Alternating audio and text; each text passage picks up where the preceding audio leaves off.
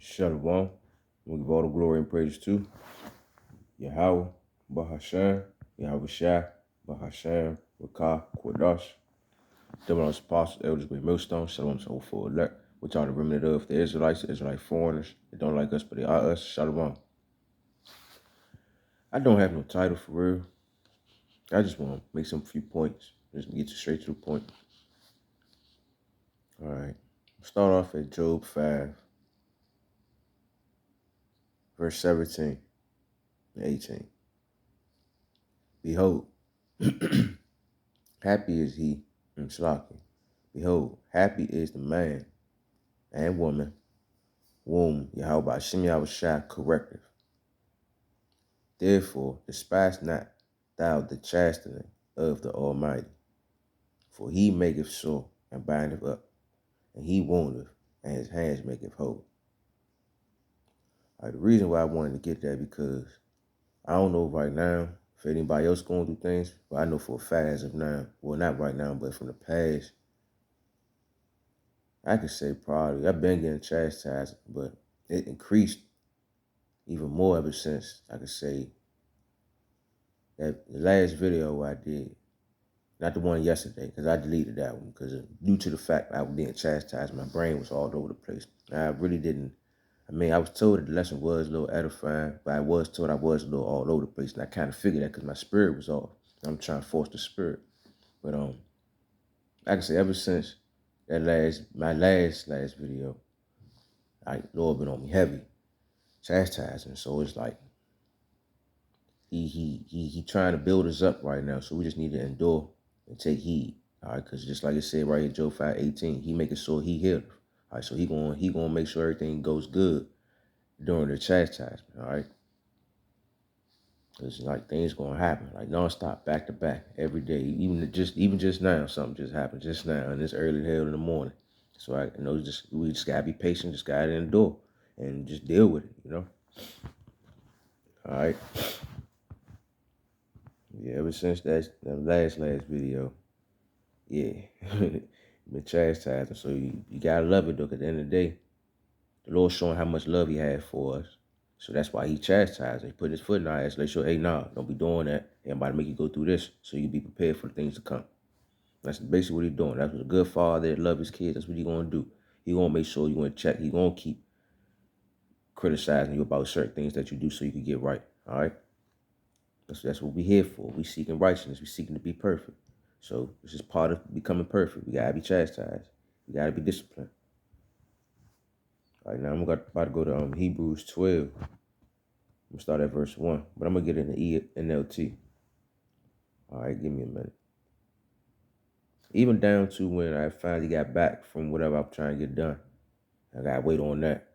Down to when I'm about to start my lesson. But down the phone that I normally use, just launching again out of nowhere. Like it's working good. Now it's back to doing that dumb shit again. So I just look at it as that's just the Lord chastising me every second, every minute. And Satan on my ass. Even down to the point from yesterday when I was reading Chronicles, that one spot when Satan came down on Job. Salaki. When Satan came down messing with King David, and he started trying to put a number on Israel. That just Satan tempting everybody. That's how he was tempting Job.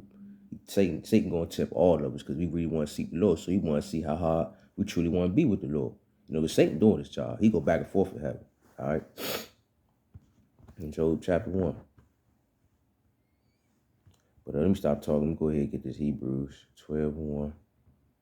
Letting it load up. All right. Hebrews 12:1. I'm gonna get in the NLT. All right. As you can see right here, say God, Yahweh. We'll say at the top, God's discipline proves His love. Okay. So you try and prove love. See who He love him. All right, Hebrews 12:1 in NLT. Therefore, since we are surrounded by such a huge crowd of witnesses to the life of faith, let us strip off every weight to slow us down, especially the sins that so easily strip us up. All right, so basically, since we know when we seen prophets, we seen people that was show witness their testimonies of faith for what the Lord done for them. Let us go ahead, start taking heed, strip off all these easily sins that we had, the stuff that's easy that we could do to our best ability, let's go ahead and get rid of them. Stop doing them now. All right. And let us run with endurance the race Yahweh by Shem Yahweh Shai has set before us. So let's get away all this easy stuff and take heed to endurance so we can win this race. And this race is towards salvation. All right, so we can survive these troubles that's about to come. Verse 2. We do this by keeping our eyes on Yahweh Shai, the champion, who initiates the perfects of our faith. Perfects our faith. I keep making up my own words. All right, so basically, by how we endure, take Yahweh Shai for example, for the ultimate endure, the ultimate champion, because what he had to go through, okay, right, because of the joy awaiting him, he endured the cross, disregarding its shame, and right, because he had to go through what he had to go through. He already knew he had to go through it. He still was like, no, I'm gonna deal with it. I caused these troubles. I gotta go through it. Now he is seated in the place of honor beside Yahweh's throne. So he right up there with the Father, cooler now, because he endured the troubles that he had to go through. All right, he endured his chastisement. He took heed to his discipline. Verse 3. Think of all the hostility he endured from sinful people. Then you won't become worried and give up. Basically letting us know. Think about the things he had to go through. He had to go through way more than what the hell we got to go through. So this ain't shit compared to what he had to deal with. So, endure. Verse 4. After all, you have not yet given your lives in your struggle against sin. And have you forgotten the encouraging words Yahweh Shem Yahweh Shai spoke to you as his children? He said, my child, don't make light of the Lord's discipline and don't give up when he corrects you. So basically, when we being corrected for going off or anything that we're being corrected for, when the Lord put troubles in front of us to see how much we're going to take heed to it. I mean, how much we're going to endure. How much we're going to take it cheerfully. Don't give up. He's correcting us. Just deal with it. Slack, I'm just thought about something else, but slack about that. Verse 6. For the Lord disciplines those he loves, and he punishes each one he accepts as his child.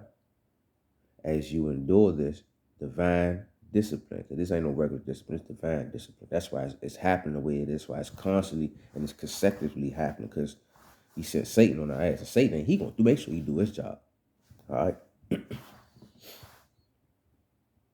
so take it cheerfully. Oh yeah. Verse 7. As you endure this divine discipline, remember that it is this heavenly discipline, this discipline from the heavens. Remember that Yahweh, by Shem Yahweh Shai, is treating you as his own child. Who ever heard of a child who is never disciplined by his father? I mean, of course, in these times, we hate kids that don't get disciplined, whatever. But at the same time, a real father, they're going to discipline their child. So what father is not going to discipline their child when they're going off, when they're doing wrong, or when they need to be built up, or when they need to be challenged? Verse 8. If Yahweh doesn't discipline you as, well, in these times, because Yahweh Shai is the discipline. So I'm speaking of as of now, okay? So, verse 8. If Yahweh Shem Yahweh Shai doesn't discipline you as he does all his children, it means that you are illegitimate and are not really his children at all. So if you ain't being chastised, not being disciplined, you're really not going through nothing, Lord most likely is not dealing with you. All right, we all got to go through some type of hell, some type of mshalaki. What I mean by hell is the second phrase is like some type of condition, some type of mental phase, all right, at the time. Just throw you off so it can build you up. Verse 9. Since we respect our earthly fathers who discipline us, shouldn't we submit even more to the discipline of the Father of our spirit and live forever? Man, don't need to break that down. Don't that make more sense? Verse 10. For our earthly father disciplined us for a few years, doing the best they knew how. But how about Shem Yahweh Shai discipline is always good for us, so that we might share in his holiness. No discipline is enjoyable while it is happening. It's painful. But afterwards, there will be a peaceful harvest of right living for those who are trained in this way. Because at the end of the day, when you're being disciplined, you're being chastised, it's building you up and it's preparing you so you can know the ins and the outs and the do's and the don'ts. All right? So it's like, deal with it cheerfully. Don't be all extra mad and frustrated about what's going on. Because we gotta remember, we had people that had to go through way more than what we had to go through. And some of us probably, and some of us being reincarnated probably are some of them individuals that actually went through that. So most likely the ones that actually, through the spirit, we don't know who we are, but most likely the ones that actually been through some of these troubles already spiritually, reincarnated. And Shalaki, let me rephrase that. Let me start over. Basically what I'm saying is the ones that's written in these books, these prophets that we read about, and the ones that's not written down.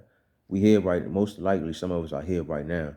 We had the faith back then and held it down. Most likely we're gonna hold it down again. So just maintain the faith. Look at these words, build yourself up so you get a better understanding of what we need to be doing and endure. All right. Think about what Job went through. Job, like how think about what they say, how was shy, think about what Job, matter of fact, I'm gonna close out in James 5:11. Let me just close out James 5:11. I ain't about to keep talking. Cause man, it's serious out here. Easier said than done though, man. That's another reason why like I deleted that video from yesterday and all that. Cause like it ain't feel right to me. It's like I was trying to force the spirit. You just gotta endure this chastisement, man. Don't let nothing throw you off or try to force you to do things or anything like that, man. Cause it's easier said than done, man. You could easily go off or do something you ain't supposed to be doing or snap or break without you paying attention to self and examining yourself. All right, and always have somebody around you too, also to let you know, to help you out.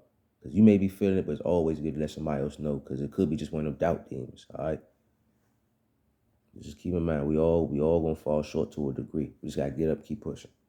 All right, James 5. I'm gonna start at verse 10. Take, my brethren, the prophets who have spoken in the name of the Lord, for an example of suffering and affliction. Suffering, suffering, affliction, and of patience. All right. So remember the prophets, that what they went through. Okay. Verse 11. Behold, we count them happy which endure.